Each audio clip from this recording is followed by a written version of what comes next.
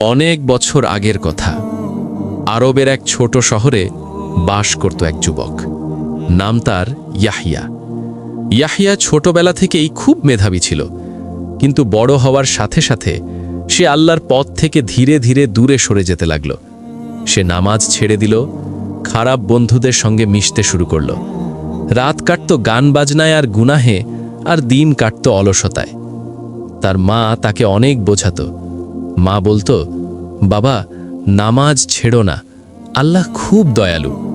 কিন্তু ইয়াহিয়া হেসে উড়িয়ে দিত সব কথা। একদিন তার মা খুব অসুস্থ হয়ে পড়ল। মায়ের মুখে তখনও একটাই কথা, বাবা, আমি না থাকলেও তুমি আল্লাহকে ভুলো না। কয়েকদিন পর তার মা ইন্তেকাল করলেন। মায়ের জানাজায় দাঁড়িয়ে ইয়াহিয়ার বুকের ভেতর অদ্ভুত এক শূন্যতা তৈরি হলো, কিন্তু তবুও সে নিজেকে বদলালো না। এক গভীর রাতে ইয়াহিয়া তার বন্ধুদের সাথে শহরের বাইরে যাচ্ছিল। হঠাৎ আকাশ কালো মেঘে ঢেকে গেল। শুরু হলো ঝড়।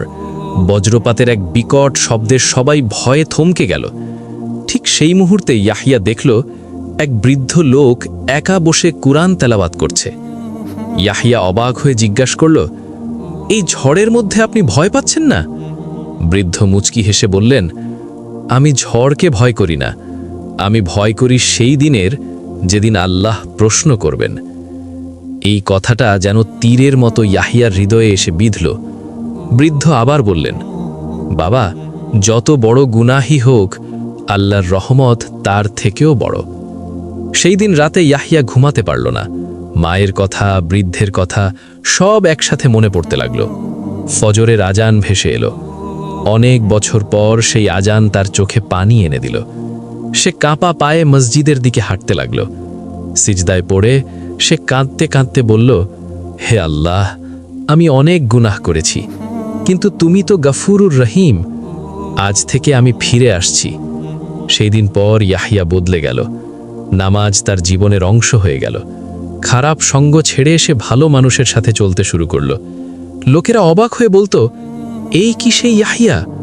সে শুধু হাসত আর বলতো, আমি বদলাইনি, আল্লাহ আমাকে বদলে দিয়েছেন।